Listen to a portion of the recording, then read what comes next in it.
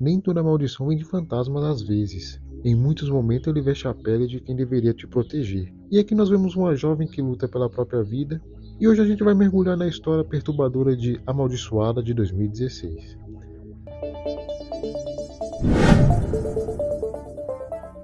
Fala pessoal, meu nome é Juan e sejam bem-vindos ao Nerd Cine. E hoje eu vou falar um pouco sobre Amaldiçoada, que é um filme de 2016 que foi dirigido por Martin Kohlhover. E o filme ele mostra Liz, que é interpretada pela Dakota Fanning, que eu até fiquei surpreendido porque fazia muito tempo que eu não via nenhum filme dela e ela tá voltando a fazer alguns filmes aí mais independentes.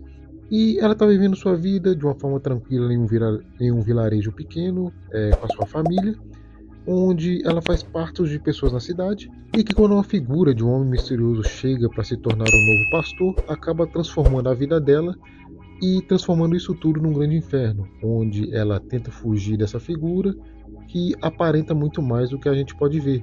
E esse filme ele é uma mistura grande de gêneros, onde ele se passa lá pelo ano de 1800 e pouco, que é a mesma época onde são retratados os westerns. Então ele tem um pouco disso, ele mostra cidades parecidas com as de Faroeste, e ele também fala sobre culto religioso, sobre fanatismo religioso, e também ele tem uma mistura muito grande de suspense com terror psicológico, que me fez lembrar um pouco do filme da A Bruxa, né?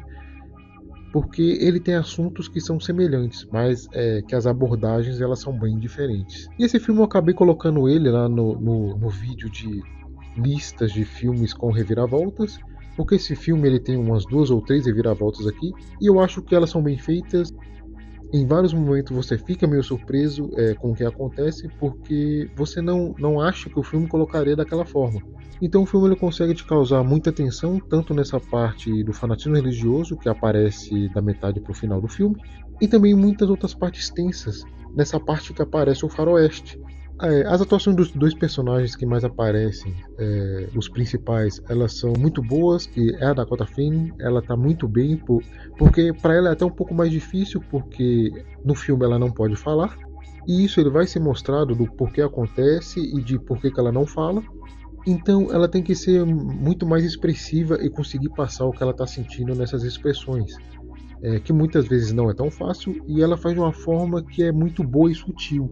O Guy Pearce também, ele tá muito bem no filme, ele é o personagem que faz o pastor e fica perseguindo a Liz. E ele é aquele tipo de vilão que ele tá sempre na sombra e que você não sabe se ele é uma pessoa normal ou se ele é uma coisa sobrenatural. E por mais que tenha algumas explicações no filme, eu acho que isso ainda fica um pouco meio aberto. Que não é uma coisa ruim, eu acho que combina com o estilo que o filme adotou. E eu acho que ele consegue ir bem nessas mudanças de gênero, conseguindo conectar tudo muito bem. Então, essa parte do fanatismo religioso, ela tá um pouco no começo e depois ela acaba voltando com muito mais força da metade para o final do filme. Em vários momentos tem coisas de suspense e desse terror psicológico. Tem várias cenas, vários planos que são muito bem feitos mostrando isso, que é para te causar atenção. E o que deixa também a personagem da Dakota Fanning sempre vulnerável, porque ela não pode falar, então ela não pode nem pedir socorro. Sem falar que também ela está numa época onde as mulheres em si elas não tinham muita voz, basicamente elas só tinham que seguir o desejo dos homens, no caso os maridos ou homens mais velhos no geral, e fazer o que eles mandavam. E isso é uma das críticas do filme, porque ela tinha que ser submissa e ela não queria fazer isso. Até porque os motivos que essas pessoas queriam que ela fosse submissa nessa parte de fanatismo religioso é extremamente absurda e é bem assustadora. E ainda hoje é muito verossímil. E ela não ter poder de fala também tem essa coisa de linkar dela não ter voz, então faz muito sentido. E como eu falei lá no vídeo dos filmes com reviravoltas, o que essa personagem ela sofre nesse filme faz jus ao título em português, que é a Amaldiçoada, porque realmente parece que é uma maldição perseguindo a coitada. Acho que uma das coisas que eu não gostei muito do filme é que ele é extremamente longo, mas ele também é muito lento.